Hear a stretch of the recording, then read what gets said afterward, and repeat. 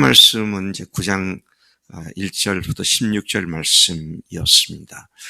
빌닷이 조언을 하고 충고를 하고 그 가운데도 질책도 하는 그런 얘기를 다 듣고 난 뒤에 욥이 9장과 10장 두 장에 걸쳐서 대답을 하고 있는 장면입니다.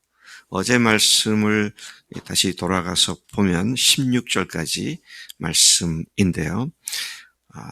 그가 빌닷에게 대답하는 말이 뭐냐면, 그래, 다 알아. 그래, 네 말이 맞아. 하나님은 그런 분이야. 이제 그렇게 이제 대답을 한 겁니다. 근데 동의해서 참 감사함으로 하는 것이 아니라 속이 상해서 하는 말이에요. 누가 나한테 잔소리를 하면 나도 다 알아. 그만해. 그냥 그만두라니까. 안다니까. 이제 그런 태도이죠. 미국에서 애들을 가만 보니까 미국 애들이 똑같더라고요. 뭐라고 그러면 I know. 알아. I know. 내가 안다니까 왜 자꾸 잔소리를 해? 이런 투의 이야기가 지금 욥이 빌닷의 얘기를 듣고 하는 이야기입니다. 그것이 어제 16절까지 말씀이 그런 내용이죠. 하나도 네 말이 틀린 게 없어. 알아. 나도 안다니까. 그래서 그렇게 하는 말이 하나님 앞에 의로운 사람이 어디 있겠으며 천마디 하나님 말씀에 한마디로 대답할 사람이 누가 있겠느냐. 네 말이 맞고 하나님 그런 분인지 나도 알아. 이제 그런 얘기죠. 또 지혜롭고 힘이 강한 그분을 거슬러 악행하는 자가 형통할 수 없다는 것도 나는 너무도 잘 알아. 5절부터 9절까지 보면 욥은 하나님께서 행하시는 엄청난 자연재해 현상, 이를테면 산이 무너지고 옮겨지고 지진으로 말미암아 땅이 진동하는 일, 그리고 천체 여러 현상들과 바다에서 일어나는 거대한 풍랑을 잠재우시는 현상 등 하나님은 그런 일을 하시는 분인 것도 너무 잘 알아. 너보다 모르지 않아. 내가 다 안다니까. 이제 이런 이야기를 지금 하고 있는 것이죠. 10절에 보면 측량할 수 없는 큰 일, 셀 수 없는 기이한 일을 행하시는 하나님인 걸 내가 인정해. 그런 하나님이야. 나도 그렇게 믿어. 그분이 내 앞으로 지나가서도 내가 보지 못하고 내 앞에서 뭘 하셔도 난 깨닫지 못하는 그런 미약한 존재야. 자, 그러면서 계속 말합니다. 하나님이 뺏으시면 누가 막을 것이고 누가 감히 그 이유를 물을 수 있겠냐. 나도 그거 너무 잘한다. 자, 그런 얘기를 계속 합니다. 하나님이 진노를 돌이키지 않으시기에 여기 보면은 누굽니까? 라합을 돕는 자. 네, 이것은 애굽을 지칭하는 말이기도 한데요. 라합을 돕는 자들이 그분께 결국은 굴복하고 마는데, 그런 하나님인데 하물며 내가 감히 무슨 말로 하나님께 대답질 하겠냐. 욥이요, 철저히 주님을 알고 그분 앞에 어떤 존재가 되어 있는지, 어떤 존재가 되어야 하는지를 너무 잘 알고 그걸 그렇게 얘기를 하고 있는데, 내가 의롭다 한들 그분께 대답할 것이 있겠고 처분을 내리시는 그분에게 오로지 간구할 뿐이다. 16절, 나의 부르짖음에 그분이 대답하셨어도 내 말을 들으셨다고 내가 감히 말도 못할 그런 존재다. 내가 안다니까. 그래, 그런 분인 걸 나도 알고 나도 그분을 그렇게 두려워해. 이게 어제까지 말씀이고요. 오늘 말씀은 그런데 그분이 까닭 없이 나를 치시도록 내버려 두신 것에 대해서 내가 이렇게 고통하고 있는 거야. 내가 하나님 앞에 교만한 게 아니고 정말로 하나님께서 왜 이렇게 하시는지, 이것을 다시 토로하고 있는 말씀이 오늘 17절 이하의 말씀입니다. 그런 하나님이 자신을 폭풍처럼 치시고 까닭 없이 내 상처를 깊게 하시며 숨도 못 쉬게 하시고 괴로움을 내게 채우신다고 그는 환탄하며 토론을 하고 있습니다. 욥은 여전히 자신은 까닭없이 하나님께 고난을 받고 있다고 생각하고 있었는데, 이것은 욥이 재난을 처음 당했을 때부터 줄곧 그를 괴롭혔던 난제이죠. 자, 이것 때문에 지금 그가 고통스럽게 하나님 앞에 부르짖기도 하고, 또 친구들이 와서 네가 죄를 지었으니 그렇지라고 하니까 나는 죄 지은 거 없어.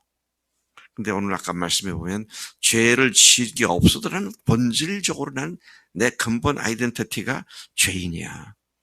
그러니 내가 다 안다니까. 그러니까 내가 나를 그렇게 정말 비난하지 마. 이제 이런 이야기가 밑에 감정이 좀 깔려 있는 말씀이죠. 19절 보니까 그분은 강한 힘으로 심판하시니 누가 그분께 항변할 수 있겠냐. 그분이 하시는 일이 하나님께서 심판의 전권을 소유하신 심판자시고, 인간은 그의 재판을 받아야 하는 피고 내지는 원고일 따름이므로 인간은 그의 재판을 번복할 권능도 없고 그를 법정에 불러낼 소환권조차도 없는 그런 존재가 아니냐. 우리가 그런 존재고 내가 그런 상태에 지금 빠져 있는 거다. 이렇게 욥은 하나님과 인간과의 근본적인 차이를 너무도 잘 알고 있었습니다. 창조주 하나님께서의 전능하심과 피조물로서 그분이 하시는 대로 끌려갈 수밖에 없는 존재인 것도 잘 알고 있었죠. 그런 극심한 고난을 체험한 기간 동안 자신은 아주 미천한 존재고 하나님의 재난 앞에 무력한 존재일 뿐을 철저히 느끼는 그런 심령을 토로하고 있는 것이죠. 20절 이하에 보면 욥은 스스로 의롭게 생각할지라도, 내가 나를 의롭게 생각한다 할지라도 내 입이 나를 정죄하며 온전하다고 생각하더라도 나를 정죄하고 있다고 고백합니다. 나는 죄가 없고 의로운 것 같은데 이 고통을 당하는 걸 보니 나는 어쩔 수 없는 죄 가운데 태어나서 죄 가운데 살아가는 존재인 걸 잘 안다. 이런 일이죠. 다 똑같다. 22절에 보면 일이 다 같은 일이라 다 똑같다. 그러므로 나는 말하기를 하나님이 온전한 자나 악한 자나 다 똑같이 멸망시키신다. 그게 똑같다는 거죠. 이는 선악이 똑같이 대우받는다는 의미이며, 나름대로 경건에 대해서는 누구보다 자신이 있었던 욥은 자신이 재난을 받자 이런 생각을 하고 있는 것입니다. 내가 하나님 앞에 온전하고 의롭게 살려고 노력했고 나름대로 그렇게 살아왔는데 결국은 악인이나 의인이나 똑같이 당하고 마는구나. 이런 생각까지도 하게 되는 것이죠. 근데 참 신기한 건요, 그 순간 그가 그런 생각을 해도 하나님을 원망하지는 않더라고요. 입으로 죄를 짓지는 않더라고요. 그럼 괴로울 때 죽고 싶다 뭐 그런 얘기 하잖아요.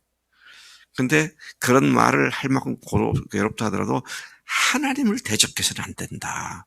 이게 욥기에 아주 중요한 그 요지 중에 하나다. 그렇게 생각이 됩니다. 욥은 그러한 생각에 더 깊이 빠져들었습니다. 가축과 자녀와 자신의 건강을 졸지에 잃어버린 사건. 이것은 무지한 자로서의 고난이었고 자신의 고난이 범죄 때문이 아니라고 주장을 다시 하고 있습니다.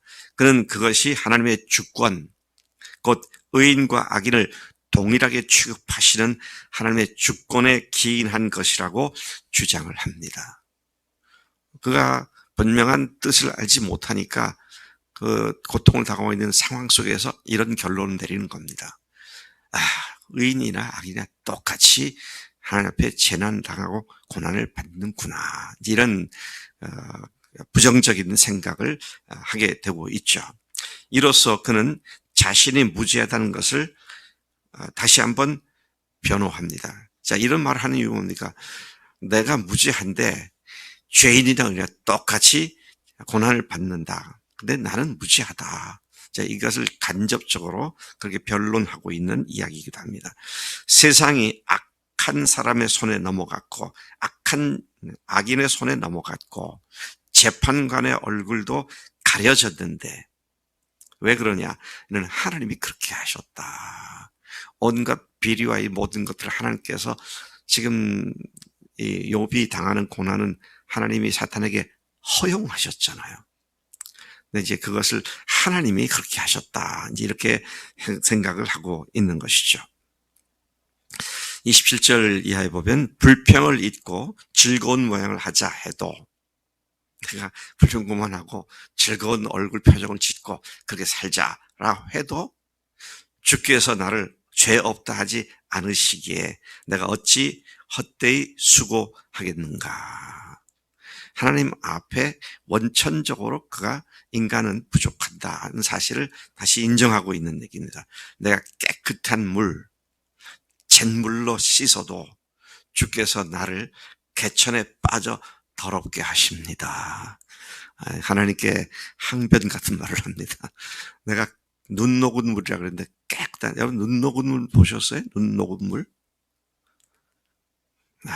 눈 녹은 물이 흘러내리는 개천을 보니까 한 5m 되는 그 개천 바닥에 자갈돌, 모래알까지 다 보이더라고요. 제가 그 스위스에 가서 어디입니까? 스위스의 쭈리히에 그 큰 호수가 있는데 그때 눈 녹은 물이 내리는 3월, 4월, 3월 중순이었습니다. 깊더라고요. 폭은 뭐 10m도 안 되는 작은 폭인데 깊어요. 깊으면 벌써 펄해가지고 잘 안 보이잖아, 밑에가. 근데 파란색이 없고 아주 맑아요. 그래서 내가 왜 이 물이 이렇게 맑을까? 저 밑에 저 바닥까지 깨끗하게 보일까? 그러면 가만히 보면 이렇게 눈 녹은 물들이 내리니까 그렇더라고요. 그렇게 깨끗한 물로 내가 씻었는데, 잿물로 나를 씻었는데, 하나님께서 나를 죄인 취급하시는 거 내가 압니다. 내가 그런 존재인 것도 압니다. 네, 그러면서 반대로 그렇음에도 불구하고 하나님께서 나를 이렇게 하실 수 있습니까? 고통스러운 이야기를 하고 있는 것이죠.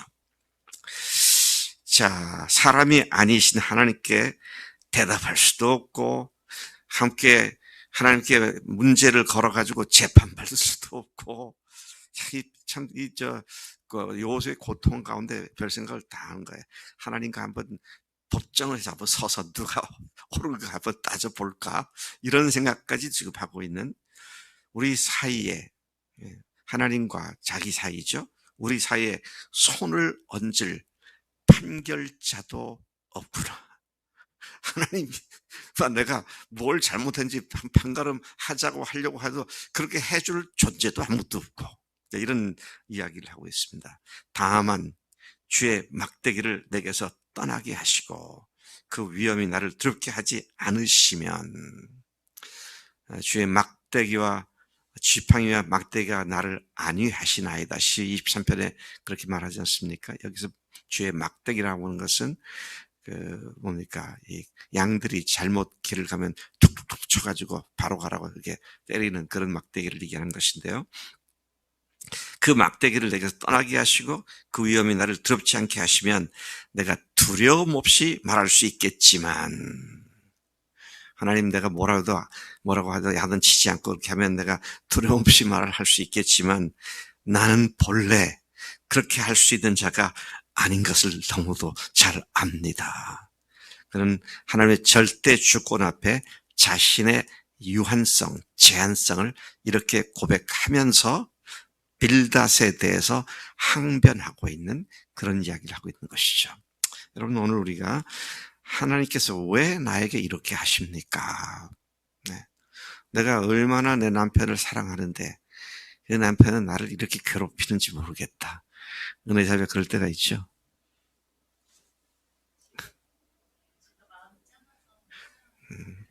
마음이 작아서 그렇지 마음만 크면 다 문제가 안 되는데 예, 까닭 없이, 내가 볼 땐 까닭 없이인데 하나님께서는 까닭 없이 허용하시는 것은 아무것도 없는 줄로 믿습니다. 하나님의 그 고통을 견디게 하시는 그 고통이 하나님께서 쓰시기에 불편함이 없게 우리를 갈고 닦아주시는 놀라운 축복의 기회가 되는 줄로 믿습니다. 하나님 아버지, 이 시간 욥의 고통을 생각하며 그가 그 고통 가운데 친구들의 이야기를 듣고 또 자신의 입장을 변론하며 하나님께 그 괴로움을 또 호소하는 그의 아버지 하나님 고통 가운데서의 하나님과의 대화, 하나님과의 논쟁 같은 그런 이야기들 속에 오늘 우리의 모습을 발견하게 하시니 감사합니다.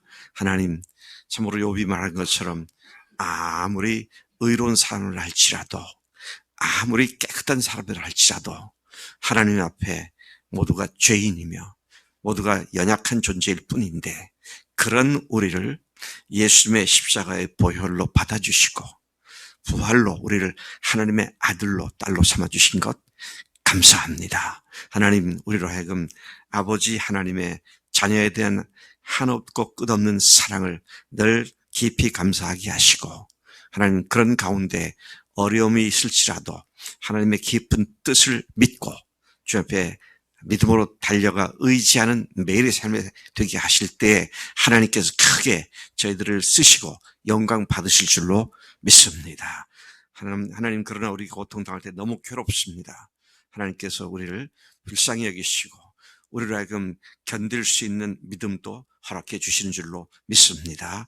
감사하고 예수님의 이름으로 기도하옵나이다. 아멘. 아멘.